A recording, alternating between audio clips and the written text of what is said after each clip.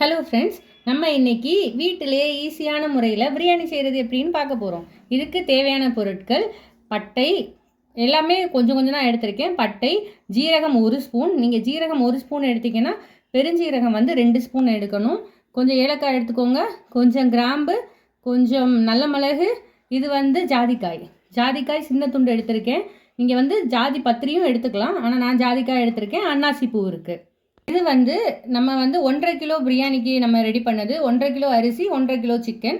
அரிசியை நம்ம வந்து ஊற வச்சிட்டோம். அரை மணி நேரத்துக்கு முன்னாடி அரிசியை ஊற வச்சிடணும். 1.5 கிலோ அரிசிக்குள்ள பொருட்கள் தான் இது.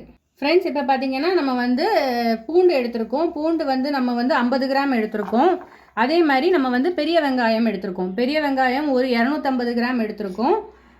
அதே மாதிரி இஞ்சி ஈக்குவல் அமௌண்ட் 50 கிராம் எடுத்து தோல் சீவி கழுவி வச்சுருக்கோம். இதே மாதிரி நம்ம வந்து பச்சை மிளகு எடுத்திருக்கோம். பச்சை மிளகு கொஞ்சம் அதிகமாக தான் எடுத்திருக்கோம். இது வந்து புது வகையான ஒரு பிரியாணி, என்னோடய ஓன் ரெசிபி. செஞ்சு பாருங்கள், கண்டிப்பாக நல்லா வரும். ஒரு தடவை ட்ரை பண்ணி பாருங்கள். இப்போ நம்ம எடுத்து வச்சுருந்த மசாலா பொருட்கள் எல்லாமே நம்ம வந்து மிக்ஸி ஜாரில் ஆட் பண்ணிக்கிறோம். இதை நம்ம வந்து பொடிச்சிட்டு வந்துடுவோம். அதுக்கு பிறகு என்னெல்லாம் மசாலா ஆட் பண்ணுங்கிறத சொல்கிறேன். இப்போ பார்த்தீங்கன்னா நம்ம எல்லா மசாலாவையும் நம்ம வந்து லைட்டாக கிரைண்ட் பண்ணி எடுத்துக்கிட்டோம். ரொம்ப ஃபைன் பவுடராக இல்லை, கொஞ்சம் திருன்னு நம்ம எடுத்துருக்கோம். அதே மாதிரி இது கூட மசாலா எடுத்துருக்கோம். கரம் மசாலா வந்து ஒரு 3/4 ஸ்பூன் எடுத்துக்கோங்க. எனக்கு தெரியும் கரம் மசாலாக்குள்ள ஐட்டம் தான் நம்ம அரைச்சிருக்கோன்ட்டு, பட் கொஞ்சம் கரம் மசாலா எடுத்துக்கோங்க. ஒரு அரை ஸ்பூன் மஞ்சள், ஒரு ஸ்பூன் சிக்கன் பவுடர், காஷ்மீரி மிளகாய் தூள் வந்து ஒரு 1.5-2 ஸ்பூன். ஏன் எடுத்துருக்கோன்ட்டா நம்ம வந்து பச்சை மிளகு தான் நம்ம யூஸ் பண்ண போகிறோம், அதனால் கலர் கொடுக்குறதுக்கு வேண்டி எடுத்துருக்கோம். மல்லிப்பொடி ஒரு 2 டீஸ்பூன். இது எல்லாமே நம்ம இப்போ ட்ரை இன்க்ரீடியன்ட்ஸ் எல்லாமே சேர்த்து இதில் போட்டு வச்சுக்கலாம். இப்போ நம்ம பூண்டு போட்டிருக்கோம், இஞ்சி, அது கூட பச்சை மிளகு, இது 3 அரைச்சி நம்ம வந்து பேஸ்ட்டாக எடுத்துக்க போகிறோம். நம்ம இஞ்சி, பூண்டு, பச்சை மிளகாய் 3 சேர்த்து அரைச்சி விழுது. அதே மாதிரி நம்ம இப்போ வந்து வெங்காயத்தை அரைக்க போகிறோம். நீங்கள் யோசிக்கலாம், எந்த பிரியாணிலையும் வெங்காயத்தெல்லாம் அரைச்சி போட மாட்டாங்களேன்ட்டு. ஆனால் இது நம்மளோட ரெசிபி, நம்ம வெங்காயத்தை அரைச்சி தான் போட போகிறோம். அதே மாதிரி 250 கிராம் தக்காளி எடுத்திருக்கோம். இதையும் நம்ம வந்து அரைச்சி சேர்த்துக்க போகிறோம். இப்போ அரைச்சிட்டு நான் உங்களுக்கு அடுத்து என்ன செய்கிறதுன்னு சொல்கிறேன். நம்ம இப்போது வெங்காயத்தை அரைச்சி எடுத்துக்கிட்டோம். அதே மாதிரி தக்காளியை நம்ம வந்து பேஸ்ட் பண்ணி எடுத்துக்கிட்டோம். இதில் பார்த்தீங்கன்னா 1.5 கிலோ அரிசி அரை மணி நேரம் நம்ம வந்து ஊற வச்சுருக்கோம். அதே மாதிரி இது வந்து 1.5 கிலோ சிக்கன் நம்ம வந்து எடுத்துருக்கோம். இப்போ நம்ம வந்து செய்ய எல்லாமே தயாராகிருச்சு. இனி நமக்கு தேவையான பொருட்கள் தயிர், புதினா, கொத்தமல்லி, அவ்வளவு. இப்போ செய்ய தொடங்கலாம். ஃப்ரெண்ட்ஸ், இப்போ பார்த்தீங்கன்னா நம்ம வந்து விறகடுப்பில் வந்து தவா வச்சுருக்கோம். தவா வச்சுட்டு இதில் வந்து எண்ணெய் ஊற்றியிருக்கோம். எண்ணெய் வந்து உங்களுக்கு சரியாக தெரியாது, ஆனால் ஓரளவுக்கு நம்ம வந்து எண்ணெய் ஊற்றியிருக்கோம். அதே மாதிரி இப்போ வந்து இதில் தேவையான பொருட்கள் பார்த்திங்கன்னா இதில் வந்து நம்ம வந்து இஞ்சி, பூண்டு, வெங்காயம் அரைச்சி வச்சது, தக்காளி அரைச்சி வச்சது, மசாலா மொத்த கலவைகளும் வச்சுருக்கோம். இப்போ ஒன்றா போட்டு இதில் வந்து நமக்கு சாலிடாக எதுவுமே இருக்காது, எல்லாமே மேக்ஸிமம் பவுட்ரிஷாக லிக்விடாக தான் இருக்கும். இது வந்து எப்படி பண்ணுறதுன்னு பார்க்கலாம். இப்போ வந்து எண்ணெய் காஞ்சிருச்சு. இப்போ வந்து நம்ம இஞ்சி, பூண்டு, வெங்காயம் 3 அரைச்சி விழுதுகளை நம்ம வந்து போட்டு நம்ம வந்து பச்சை வாசனை போகிற வரைக்கும் நம்ம வந்து வதக்கிக்கலாம். இப்போ பார்த்தீங்கன்னா நமக்கு வெங்காயம், பச்சை மிளகு, இஞ்சி, பூண்டு நல்லா வதங்கிருச்சு.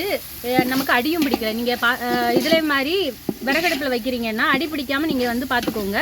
இப்போ வந்து நல்லா வதங்கினதுனால நம்ம என்ன பண்ண போகிறோம்னா, இப்போ தக்காளியை அரைச்சி வச்சுருந்த தக்காளியை நம்ம வந்து இதில் போட்டுட்டோம்.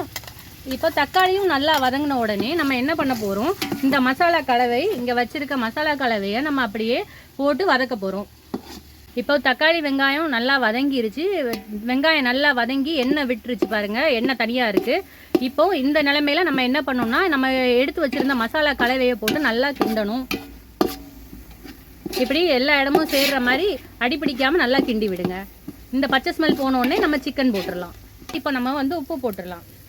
தக்காளி, வெங்காயம் வதக்கும் போதே நீங்கள் வந்து உப்பு போட்டுக்கலாம், ஆனால் நான் இப்போ போடுறேன். தேவையான உப்பு நீங்கள் வந்து போட்டுக்கோங்க. இப்போ அடுத்து நம்ம என்ன செய்ய போகிறோம்னா, சிக்கன் போட்டுக்கலாம். கழுவி நம்ம எடுத்து வச்சுருக்க சிக்கனை நீங்கள் வந்து பயன்படுத்திக்கலாம். இந்த மசாலா வந்து சிக்கன் கூட நல்லா மேரினேட் ஆகி நல்லா கொஞ்சம் தோல் வந்து இதாகிற பருவத்தில் நீங்கள் வந்து தண்ணி ஊற்றிக்கலாம். ஒரு கப் அரிசிக்கு 2 கப் தண்ணிங்கிற அளவுக்கு எடுத்துக்கோங்க. ஏன்னா நம்ம வந்து அரிசியை அரை மணி நேரம் ஊற வச்சுருக்கோம். ஊற வச்சுருக்கிறதுனால நீங்கள் வந்து 1 கப் அரிசிக்கு 1 கப் தண்ணி எடுத்துக்கோங்க. இப்போ பார்த்தீங்கன்னா சிக்கனும் அந்த மசாலாவும் நல்லா மிக்ஸ் ஆயிருச்சு. உங்களுக்கு வந்து சிக்கனோட கலரே தெரியாத அளவுக்கு மசாலா மிக்ஸ் ஆயிருச்சு. இப்போ வந்து லைட்டாக கொஞ்சம் எண்ணெய் விடும். நம்ம ஊற்றின எண்ணெய் எல்லாமே லைட்டாக விட்டு வரும். அந்த டைம் நீங்கள் வந்து தண்ணி ஊற்றி நல்லா கொதிச்ச பிறகு அரிசி போட்டுக்கோங்க. இப்போ பார்த்தீங்கன்னா நமக்கு அடியும் பிடிக்கலை, மசாலா வந்து நல்லா சிக்கன் கூட வந்து நல்லா மெர்ஜ் ஆயிடுச்சு, எண்ணெய் வந்து தனியாக பிரிஞ்சிருக்கு. இந்த மாதிரி நிலமை வரும்போது நீங்கள் வந்து கொத்தமல்லியும் புதினாவும் நான் வந்து எடுத்து வச்சுருக்கேன், கழுவி கிள்ளி எடுத்து வச்சுருக்கேன். இதில் கொஞ்சம் ஒரு பிடிக்கு கொத்தமல்லியும் ஒரு பிடிக்கு புதினாவும் இருக்குது. ஆனால் இந்த ஸ்மெல் வந்து கொத்தமல்லியோட ஸ்மெல் வந்து டாமினேட் பண்ணிடக்கூடாது, அதே மாதிரி பார்த்துக்கோங்க. அதே மாதிரி 1/2 லிட்டர் தயிரில் நான் வந்து 100 ml தயிர் மட்டும் இப்போ ஊற்றுறேன். மீதி வந்து நம்ம வந்து சலாடுக்கு எடுத்துக்கலாம். இப்போ வந்து தயிரும் புதினா கொத்தமல்லி போட்ட கலவையை நம்ம வந்து கலந்து விட்டுட்டு கொஞ்சம் சூடானதும் நம்ம வந்து தண்ணி ஊற்றிடலாம்.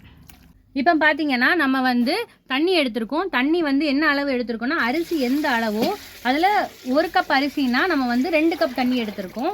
சிலவங்க 3 கப் எடுப்பாங்க. நம்ம ஏன் 3 எடுக்கலைன்னா, நம்ம வந்து அரிசியை ஊற வச்சிட்டோம் 1/2 மணி நேரம், அதனால நம்ம வந்து 1க்கு 1 எடுத்திருக்கோம். இப்போ வந்து பார்த்தீங்கன்னா மசாலா எல்லாமே நல்லா கலந்துருச்சு, எண்ணெய் மேலே மிதக்குது. இப்போது நல்லா கொதித்த பிறகு நம்ம வந்து அரிசியை போட்டுடலாம். ஃப்ரெண்ட்ஸ், இப்போ பார்த்தீங்கன்னா நம்ம வந்து அரிசியும் சிக்கனும் கொதிச்சிருச்சு. இப்போ வந்து தண்ணியும் உங்களுக்கு இந்த புகையில் தெரியுமான்னு தெரியலை, தண்ணியே நமக்கு வந்து அவ்வளோவா மேலே தெரியல. கொஞ்சம் போல் அந்த கொதிக்கிற தண்ணி மட்டும்தான் நமக்கு தெரியுதோ தவிர்த்து தண்ணியும் சிக்கனும் சேர்ந்து இப்போ வந்து இருக்குது. இந்த ஸ்டேஜில் நம்ம வந்து தம் போட்டுடலாம். இப்போ நீங்கள் பார்த்தீங்கன்னா இந்த மூடி எடுத்துக்கோங்க. மூடி எடுத்து நல்லா மூடி வச்சு இந்த டைமில் தீயை நல்லா கம்மி பண்ணிக்கணும். இந்த பருவத்திலே நீங்கள் வந்து உப்பு போடணும் அப்படி இப்படின்னு ஏதாவது தோணுச்சுன்னா நீங்கள் உப்பு லைட்டாக போட்டுக்கோங்க. அதுக்கு பிறகு நம்மளால் போட முடியாது. அதுக்கு பிறகு தீயை நல்லா கம்மி பண்ணிக்கோங்க. எவ்வளோ தீ இருந்தாலுமே ரொம்ப கம்மி பண்ணிக்கோங்க, ஏன்னா அடி பிடிச்சிடக்கூடாது. இப்போது இதில் மிச்சம் வர கறிக்கட்டைகளை எடுத்து இந்த தட்டு மேலே நீங்கள் வச்சிட்டிங்கன்னா நமக்கு வந்து தம் ஆகிரும். ரொம்ப தண்ணி கொல கொலன்னு இருக்காமல், அரிசியோட தண்ணி சேர்ந்து இருக்காமல் ரொம்ப பிரிஞ்சு பூ போல் இருக்கும், உதிரி உதிரியாக இருக்கும். இப்போ நான் வந்து அதை வச்சுட்டு நான் உங்களுக்கு காமிக்கிறேன். இப்போ பார்த்தீங்கன்னா ஃப்ரெண்ட்ஸ், நம்ம தீயை மொத்தமாகவே அணைச்சிட்டோம். ஆனால் வந்து நமக்கு கங்கு இருக்குது, நெருப்பு எரியலை. அதே மாதிரி நம்ம வந்து கீழே இருந்த கங்கு எல்லாத்தையும் மேக்ஸிமம் எடுத்து மேலேயும் வச்சுருக்கோம். இப்படி வைக்கிறதுனால என்ன ஆகும்னா, கீழே இருக்கிற பாதகத்தில் உள்ள தண்ணியும் வந்து கம்மியாயிரும். அதேமாரி மேலே சைடில் இருந்து டாப்பில் இருந்து நடுவில் வரைக்கும் இருக்கிற தண்ணியும் இதிலேருந்து இதாகிரும். அதனால் சமமாரியாக எல்லா இடத்துலையும் ஈரம் இல்லாமல் இருக்கும். ஈரம்னா தண்ணி சதன்னு இல்லாமல் பூவாக நமக்கு வந்து ரைஸ் கிடைக்கும். அது எப்படி இருக்குங்கிறத நான் உங்களுக்கு காமிக்கிறேன்.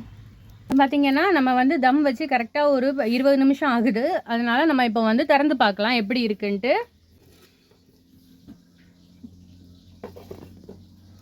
இப்போ பார்த்திங்கன்னா நமக்கு தண்ணியே தெரியலை, ஏன்னா தண்ணி எல்லாமே வற்றிருச்சு. நமக்கு ரைஸ் எந்த சைடுமே நமக்கு வந்து தண்ணி தெரியலை. இப்போ பார்த்திங்கன்னா எங்கேயுமே நமக்கு தண்ணி கிடையாது. இப்போது நம்ம கிளறி பார்க்கலாம். கிளறி பார்த்தோன்னா பீஸுமே நமக்கு வந்து உடையலை. பீஸ் பார்த்திங்கன்னா இங்கே இருக்குது, உடையலை. அதே மாதிரி நமக்கு தண்ணியும் இல்லை. நம்ம அடியில் ஒரு தடவை பார்த்துடலாம். அடியில் உங்களுக்கு புகைனால தெரியுமான்னு எனக்கு தெரியலை. அடியிலையுமே நமக்கு தண்ணி எதுவுமே கிடையாது. இந்த பாத்திரத்தோட விளிம்பு தெரியுது பார்த்திங்களா? இப்போது உதிரி உதிரியாக இருக்கும், சதன்னு இல்லாமல் கொஞ்சம் உதிரி உதிரியாக இருக்கும். இப்போது நமக்கு ரெடி ஆயிடுச்சு. நம்ம இனி சாப்பிட தயார். ஃப்ரெண்ட்ஸ், நம்ம பிரியாணி ரெடி ஆயிடுச்சு. ரைத்தா வச்சுருக்கோம், முட்டை, இது வந்து மஞ்சூரியன் நம்ம வீட்டில் பண்ணது, எல்லாமே ரெடி ஆயிடுச்சு. வாங்க சாப்பிட்லாம்.